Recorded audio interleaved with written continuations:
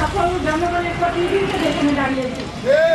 আমরা আমাদের এই প্রান্তের সকল জনগণ এ বিষয়ে ঐক্যমত হবেন এবং আমাদের পাশে থেকে সহযোগিতা করবেন, এই আশা রেখে আমি আমার সংক্ষিপ্ত কথা শেষ করছি। ভর্তি প্রতিবন্ধী আওয়াজ তুলেছিল সেই ইসলামী ব্যাংক, রাজাকারদের ব্যাংক, ইসলামী ব্যাংক জঙ্গি অর্থায়ন করে। আমি দেশবাসীর উদ্দেশ্যে বলতে চাই, যখন ইসলামিক ব্যাংক রাজাকারদের আন্ডারে ছিল, বেশিবাদের ভাষায় ওরা যাদেরকে রাজাকার বলে, যখন এই ব্যাংক তাদের আন্ডারে ছিল, এশিয়া মহাদেশের মধ্যে প্রতি বছর শ্রেষ্ঠ ব্যাংক হিসাবে পুরস্কার প্রাপ্ত হইত। তখন এই পতিত পেশিবাদ স্বৈরাচারকের কুদৃষ্টি পড়েছে ইসলামী ব্যাংকের উপর। সেই কুদৃষ্টির আলোকে পরিকল্পিতভাবে এসালামকে দিয়ে হাজার হাজার কোটি টাকা লুটপাট করে ক্লান্ত হয়নি। দেশের অন্যান্য যত ব্যাংক আছে সব ব্যাংক গুলাকে খালি করে দিয়েছে।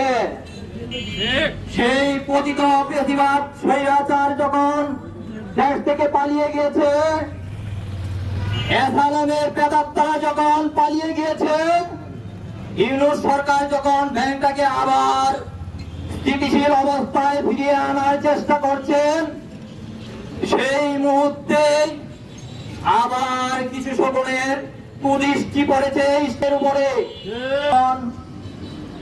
গ্রাহক বিন্দুকে বলবো, আপনারা চোখ কান খোলা রাখুন। আমরা বর্তমান সরকারের এই হীন চক্রান্ত বাস্তবায়ন হতে দেব না। আমরা যে কোনো প্রক্রিয়ায় এই সরকারের হীন চক্রান্তকে নস্যাৎ করে দিব ইনশাআল্লাহ।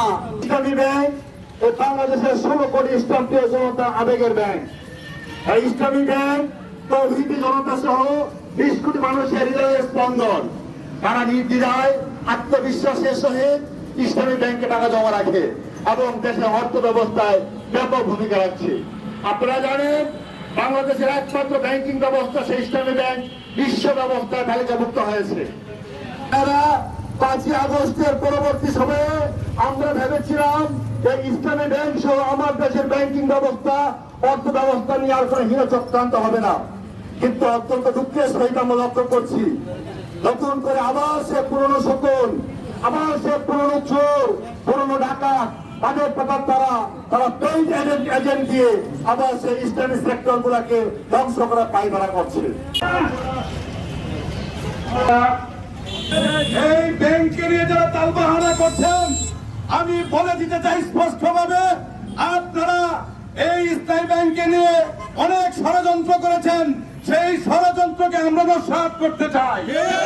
আমরা আগের যে এমডি ছিলেন, উনাকে নিয়োগ দিয়ে আপনি আপনার সেই প্রত্যাশা এই গ্রাহকদেরকে আপনার দিতে চাই। আমরা চাই এই দেশে এই সালামের সেই ব্যবস্থাকে নিয়োগ বাতিল করে আগের সম্মানিত উপস্থিতি, আপনারা ইতিমধ্যে অবগত হয়েছেন ইসলামী ব্যাংক বাংলাদেশ আজকে গভীর ষড়যন্ত্র শুরু হয়েছে। এই ষড়যন্ত্র আজকে যে নতুন নাশ করে দিয়েছেন হাজার হাজার কোটি টাকা এই ইসলামী ব্যাংক থেকে বিদেশে পাচার করে দেশের অর্থনৈতিক মেরুদণ্ডকে ধ্বংস করে দিয়েছিল। সেই অবস্থা থেকে 5 আগস্টের